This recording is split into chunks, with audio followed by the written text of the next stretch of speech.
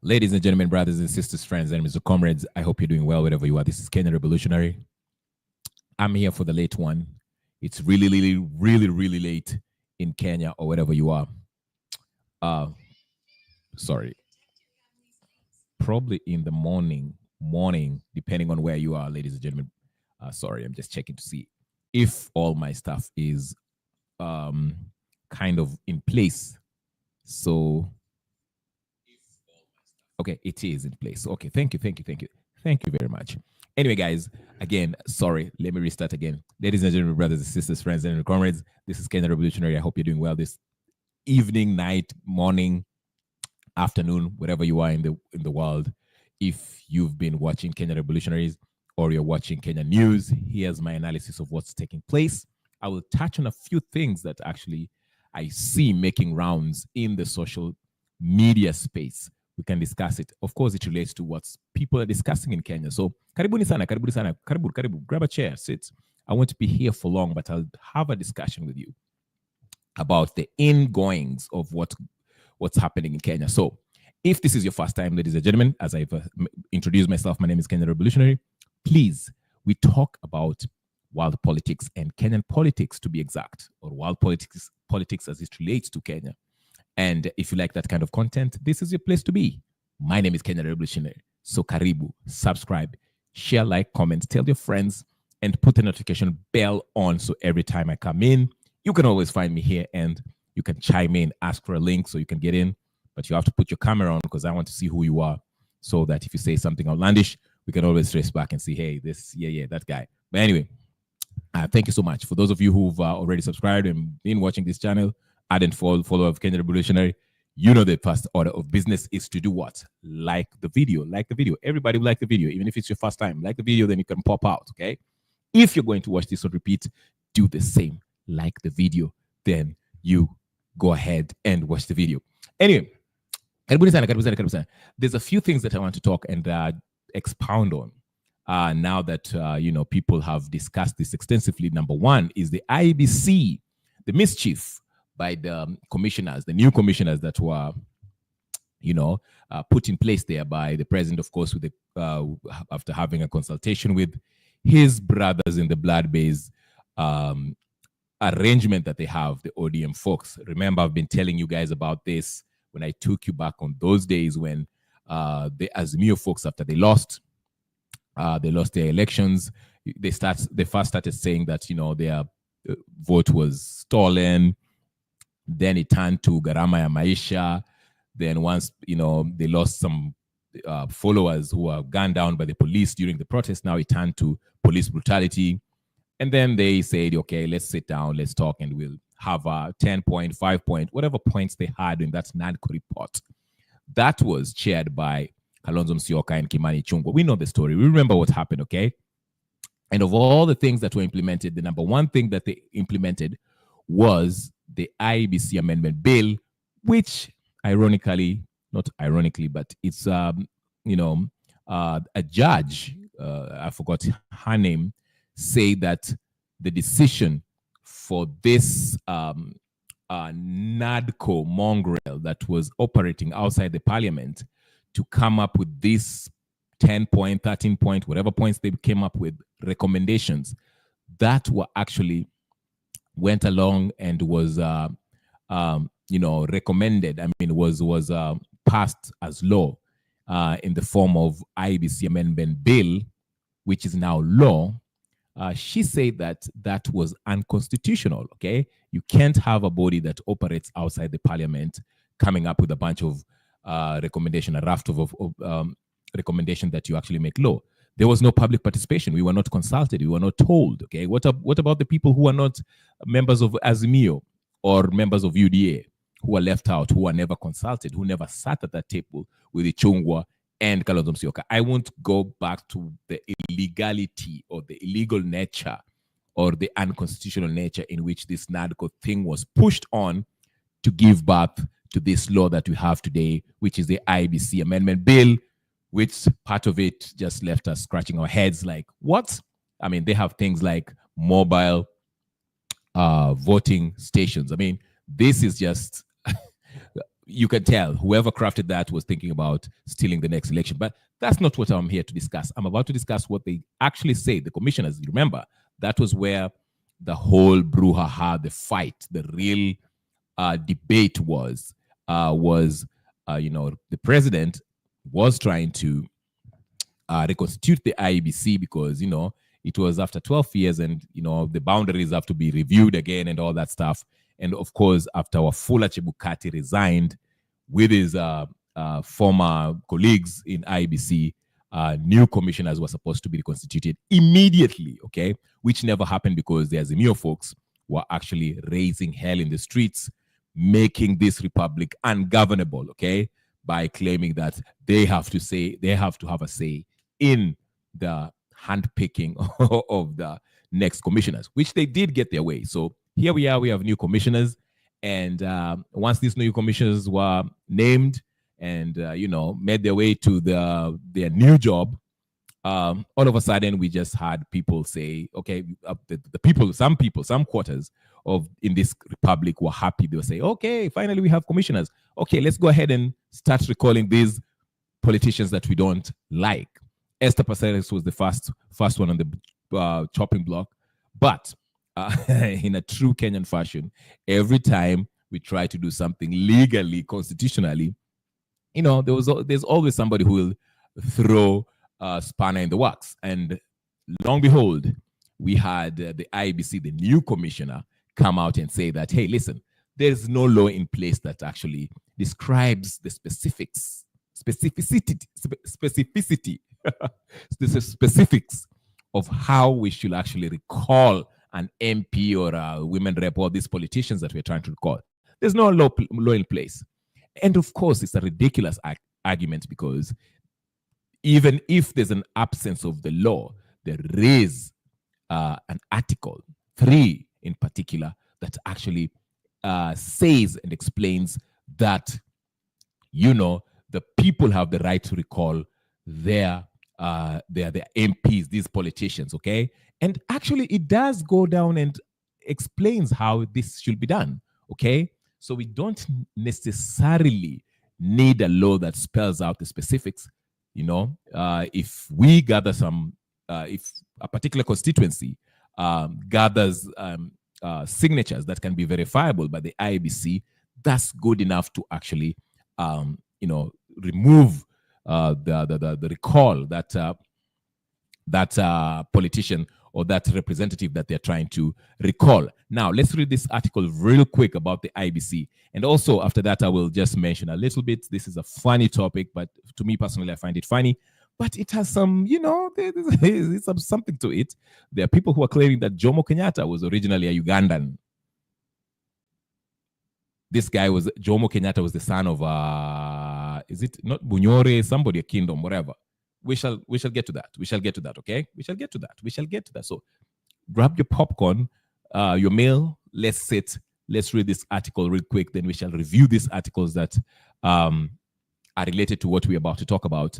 Then we'll see, and we can conclude on this issue, on whether you agree with the IEBC commissioners, the new commissioners that majority of Kenyans do not have faith in, especially after those pronouncements. So that statement that they made, press statement that they say that, there's no.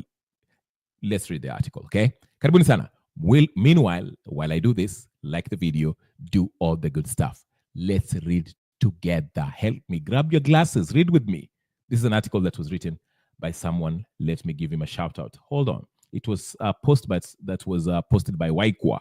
I don't know how you pronounce that, but I said it how I know how to. So let's just read the article. So it's an insightful article. It actually helps us understand this argument against the IEBC claiming that we cannot recall these folks because there's no law in place. Of course, these parliamentarians they'll be dragging their feet in the process because they are the ones who are going to be. I mean, why would I make a law that explains how I'm going to be recalled? See what I'm saying? But let's read the article. Here it is. Can you see the screen, ladies and gentlemen, brothers and sisters, friends and comrades? I hope you can, because we're about to get started. Grab your glasses and let's read. Let's do it. Let me expand the screen so you can it can hide, it's written in very, very small letters. So najaribu expand your screen kidogo as big as I can. Okay, the article here is by Ndong Evans. Evans Ndong, constitutional lawyer, who wrote this, of course, in one of the publication there. I don't know if it's New Standard or whatever the case is, but we'll read it, okay? It's an article by it. The article's title is IEBC can facilitate recall of MPs even without an enabling law. Let's go. Grab your glasses, and let's read together. Here it is. Hopefully you can see the screen with me and we can go through it. In a recent communique, whatever you say it, recent communique, the Independent Electoral and Boundaries Commission, IEBC, asserted that it cannot facilitate the recall of members of parliament, MPs, under Article 104 of the Constitution due to the lack of enabling legislation, citing a 2017 High Court decision that nullified some sections of the some section of the Elections Act on grounds of discrimination. The IEBC pleads legislative paralysis. Hey, kisungu leo ni kali. Let me repeat. Citing a 2017 High Court decision that nullified some sections of Elections Act on grounds of discrimination, the IEBC pleads legislative paralysis as its excuse for inaction. This position, while technically accurate in a narrow statutory sense, is dangerous, misleading, and legally regressive in the context of the Constitution. IEBC claim amounts to a reversion to colonial era legal formalism. This is the same doctrine under which rights were not rights unless validated by Parliament, a thinking that subordinated constitutional authority to legislative whim. Such a posture contradicts the entire raison d'etre, which basically means the very reason for something to exist, of the Constitution. That is to rapture from the past and inaugurate a transformative, right-centric constitutional order.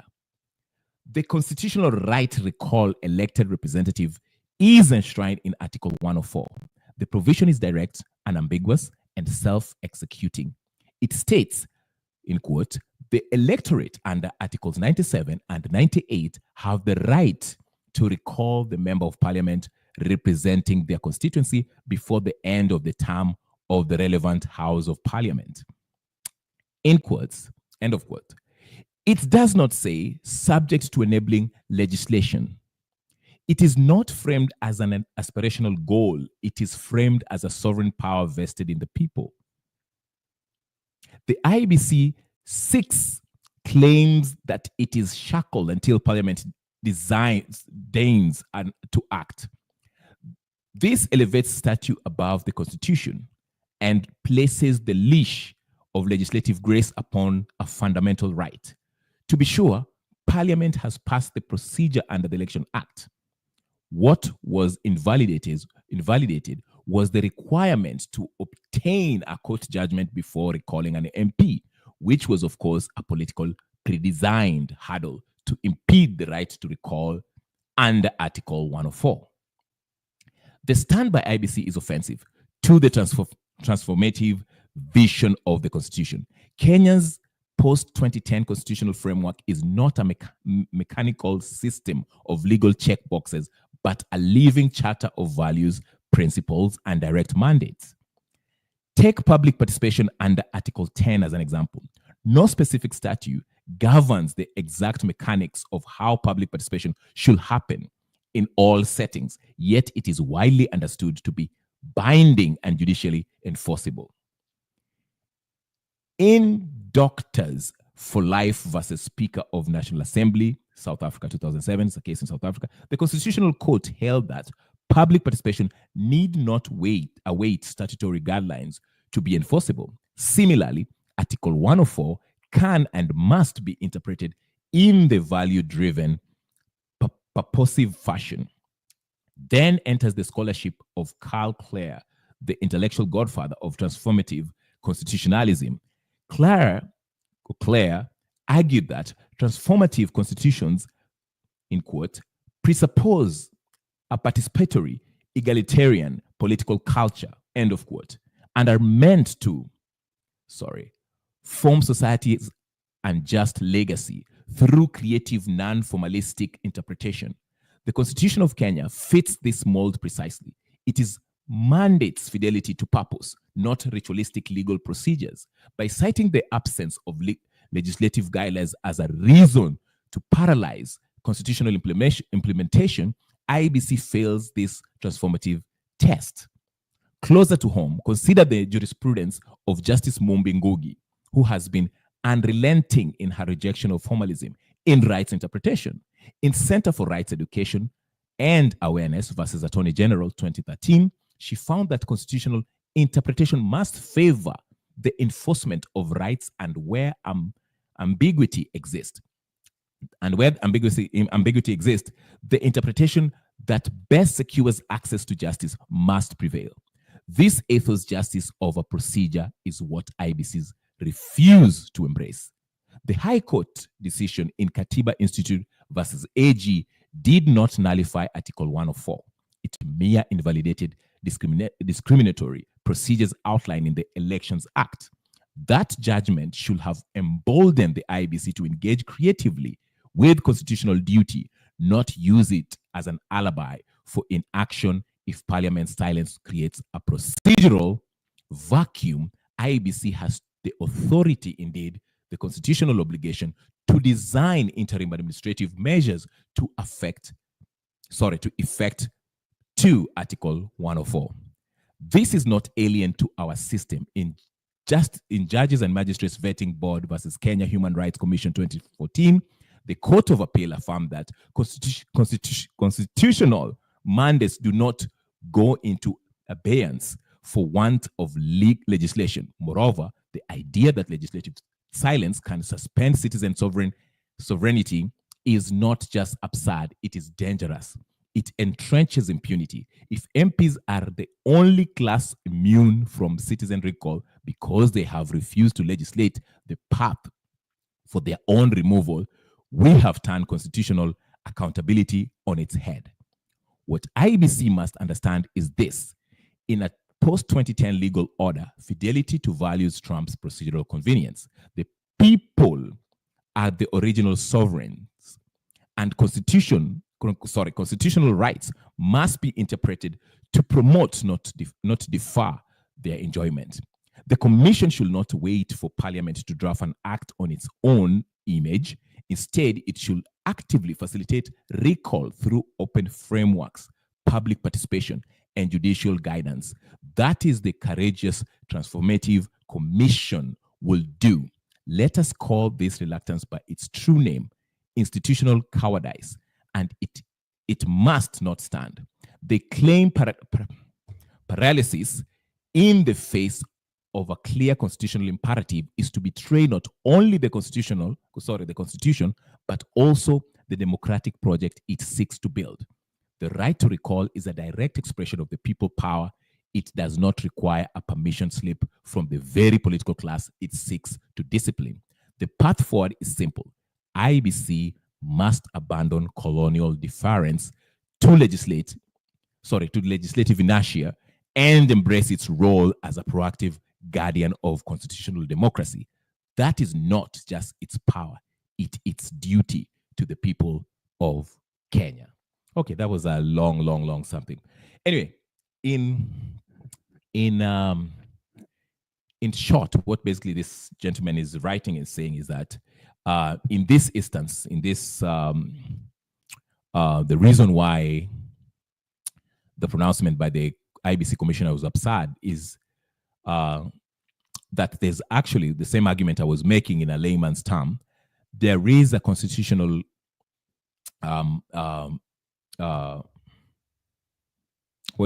articles that addresses, first of all, puts it clear that people have the right to recall their representative. Okay, on Article 104, Article 97 and 98, okay, describes not in detail, but basically says that people have the right to do it and how to do it. Now, the specifics are not there, but his argument is this: we cannot, if people are dissatisfied with their representative, we cannot wait on the legislators to legislate on the specific manner in which we should recall them. Okay, it is up to IEBC to be creative, okay, in how we do it. I gave an example. For example, if we have, let's use the Embakasi as the constituency at hand, that for the sake of example. Okay, if everyone wants, if the people of Embakasi East or West, whatever the case is, where Babu Owino is the MP, if they want to take him out, okay, it is not the place for IEBC to come out and tell us that, hey, listen, there's no law in place that actually describes how we should conduct the process of taking out, of recalling Babu Owino, of you guys recalling Babu Owino, okay? If people decide to collect signatures, okay, and present it to IEBC for them to verify if these signatures are valid or not, that should be enough, because the intent and the rights of these people, which are sovereign, is what should be respected, rather than wait for the very legislators we are trying to recall to come up with laws to describe how they should be taken out. You understand what I'm saying? That's why he's arguing that the intent and the rights of the people trumps the ritualistic order in which we should undertake to consider something done. Okay, so that's the main argument here, which I agree with it. It makes sense to me more than people, IEBC. Again, like I said, the whole IEBC thing, the IEBC people coming out and say that there's no law in place to take out the Nino. It's a clever way of them delaying the whole process. You understand what I'm saying? So this guy actually makes a really, really good, compelling case. And he gave the example of, the public participation issue. I remember a few months ago, or last year, part one, when I watched Sholay and Omolo, Tiende Omolo, they were having this debate. And there was questions around what is public participation, okay? During the finance bill, if you remember, okay? When some people say public participation can be, can be a member of parliament emailing his constituency, members of his constituency, okay, emailing them, telling them about what they're about to pass and expecting an email back. It can be a phone call, okay? It can be a baraza meeting on Fridays and Thursdays about a particular bill that they would like to have a debate or say on, okay? So the public participation article in the Constitution does not break down or describe specifically how it should be conducted, but it's there. You have the right. I mean, it's something that has to happen in order for us to pass these laws. So whether the it's up to the members of parliament and the people to actually be creative to have, to decide how they're going to have this public participation. The whole point is to have something substantive, okay? Something that's actually a meaningful, like I say, substantive public participation, meaning that it's something that when people are part of, this debate or giving their input on a particular bill, it should be a process in which everybody, or not everybody, but every participant in that debate feels that they are heard. It makes sense. For example, if you are to email a couple of people, a couple of your constituents, it might not be considered, a proper public participation, because some people maybe do not have email addresses. I'm just using that as an example, okay? Or maybe they don't have phones, they don't have computers, they don't have emails. So that will not be considered a real public participation. But if you're a member of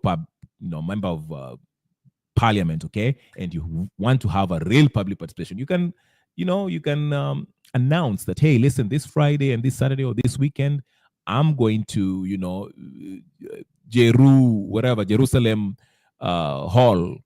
I'm going to have a public participation so we can discuss about this bill, that, how you feel about this bill, whether you are for it or not. Okay. So he used that example that, there's no law that actually spells out how public participation should be undertaken. But we still have public participation of some sort, and there's no quarrels on that. Okay.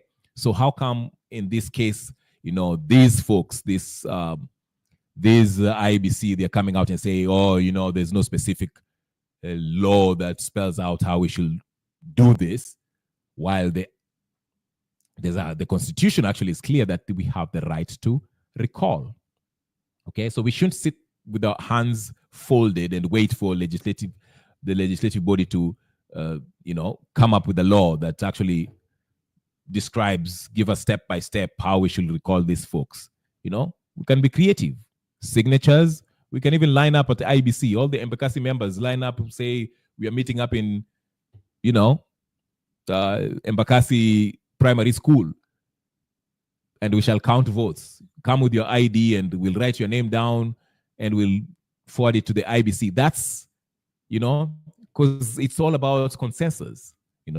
If the members of the public are, who are the people who hold the power, who are the sovereigns, decide that they want their representative to be recalled, you find a way how you're going to, quantify the number of people who want these people out, okay? Or the process in which they can take them out. The Constitution does not have to spell it out for you, okay? Now, if the legislative body, come up with a law that describes how we should recall them, fine. But again, we can always challenge them. That just like the ones, Elections Act. That's why they went to court and argue that, because the Election Act, if you look at it, they try to make it hard for the people to actually recall them. That's why they're telling us they had a clause up there, I think Section 45 of the Election Act, which describes, which says that, you cannot actually recall an MP or a representative, I think 18 months after they are elected and 12 months before the next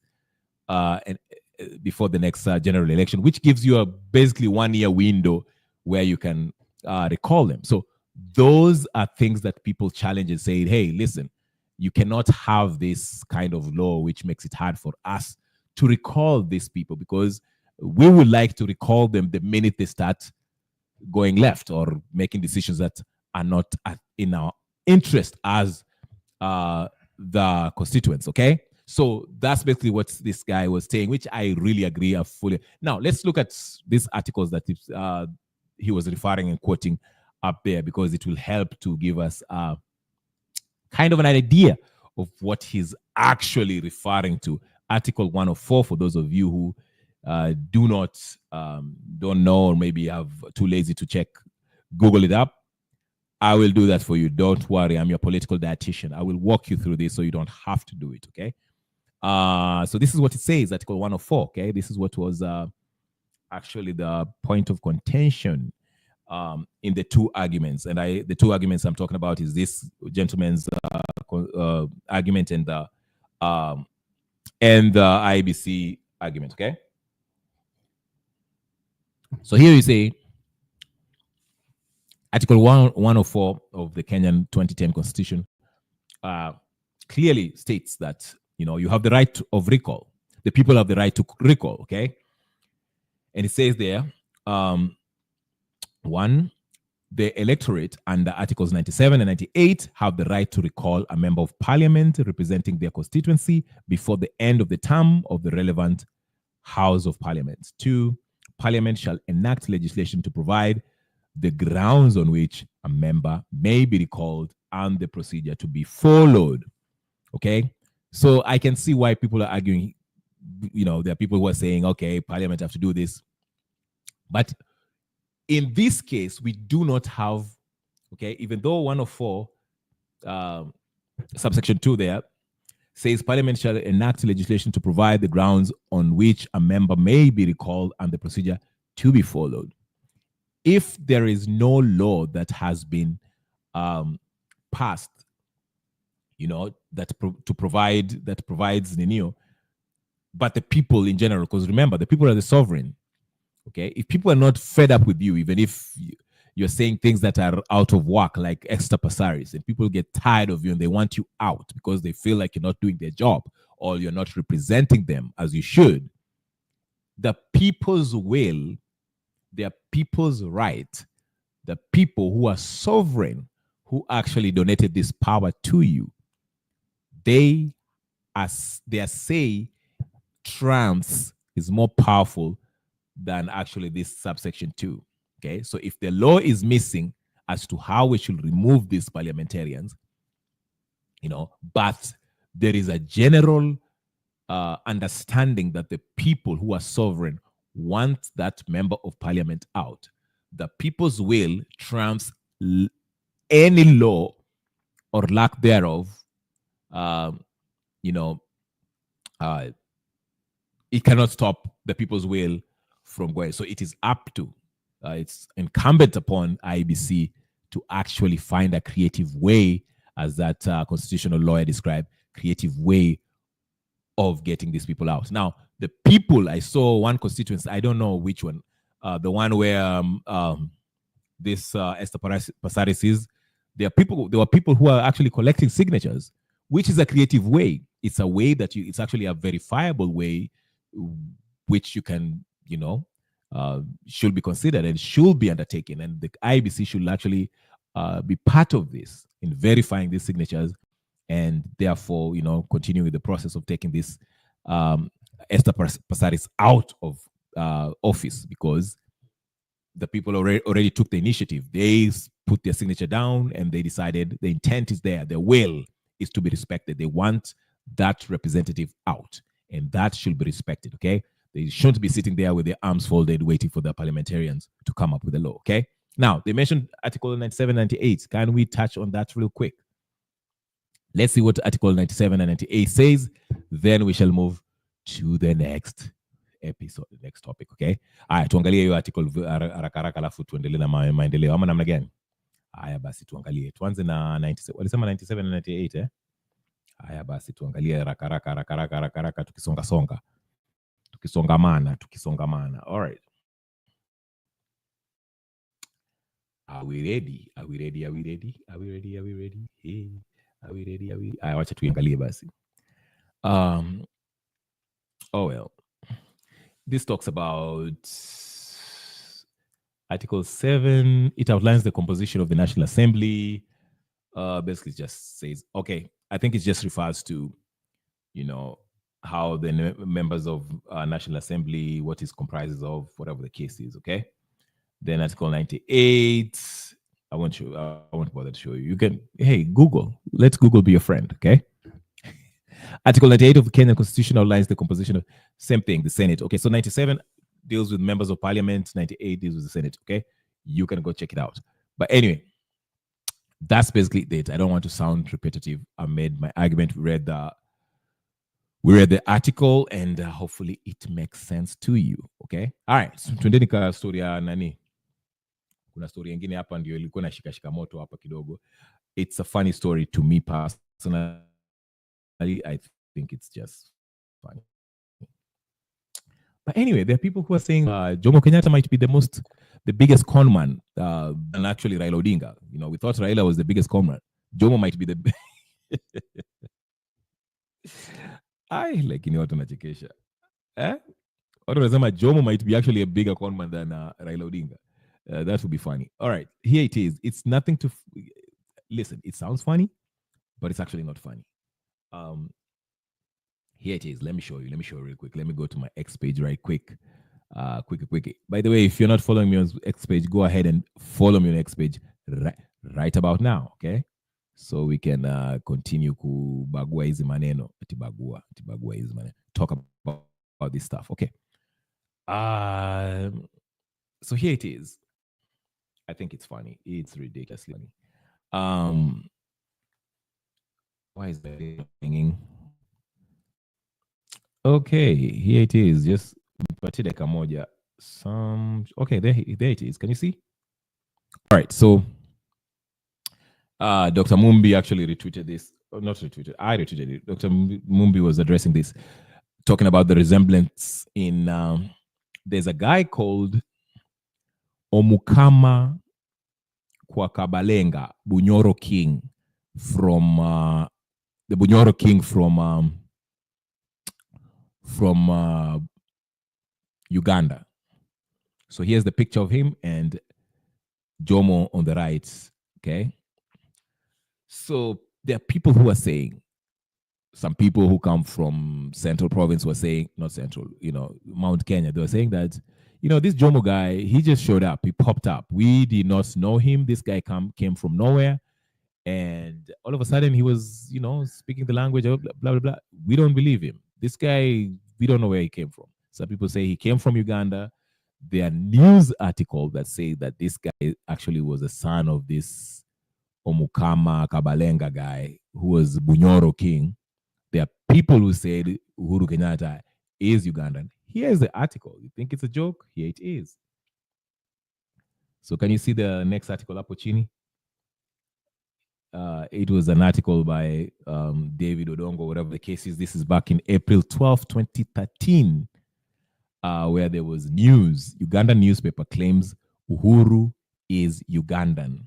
And they made the story asking, do Kabalenga and Kenyatta bear the same semblance?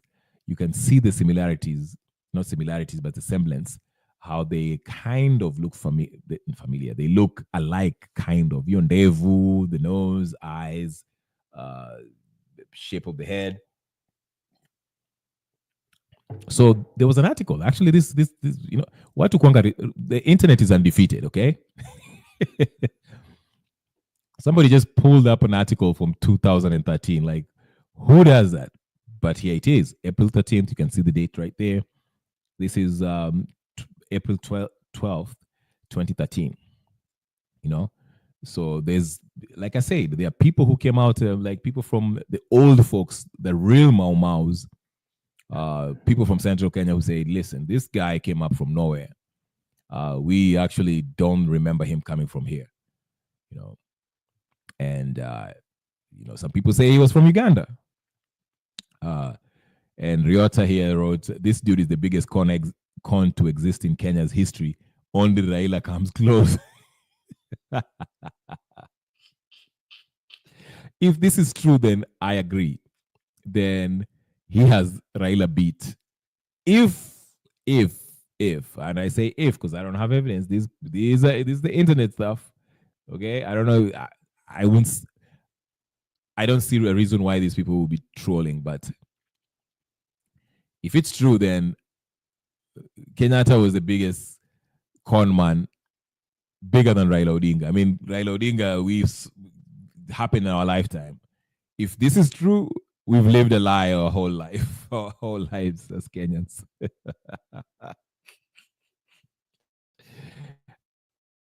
Hey. No wonder he's called his son. Was he? No, never mind. But anyway, that's just that. I find that funny. But I mean, these folks are. There's even, it's not rumors, but it's said that, for those of you who know, that what's his face? Raila Odinga. Raila Odinga's mother was actually a lawyer or something like that, or grandmother. Madake Oginga Odinga, some stuff like that. He comes from, he's a Bantu. Raila is technically a Bantu or something like that. I don't know. But yeah, those are your leaders. They have a dodgy past. Okay? Unafikiria ati unapigania mtu huu ni mtu wenu ati huu ndio sijui nini.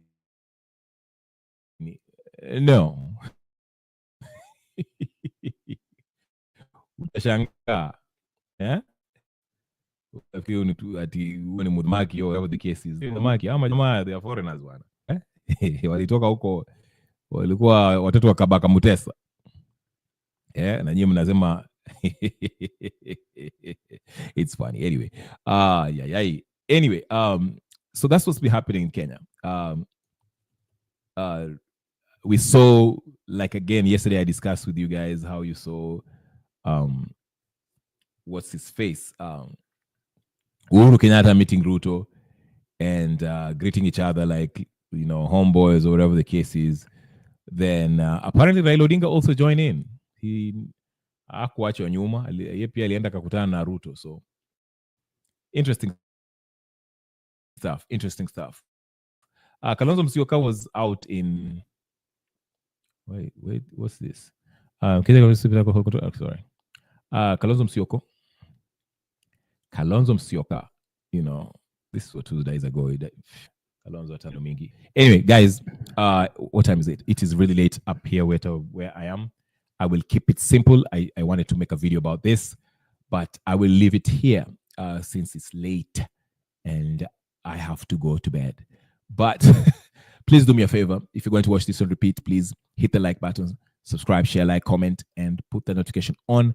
I'll see you guys tomorrow or the next day or whatever, or the next day or the next day or the next day. So put that notification button so every time I come in, you can always find me. See you next time, and peace and blessings. I'm out.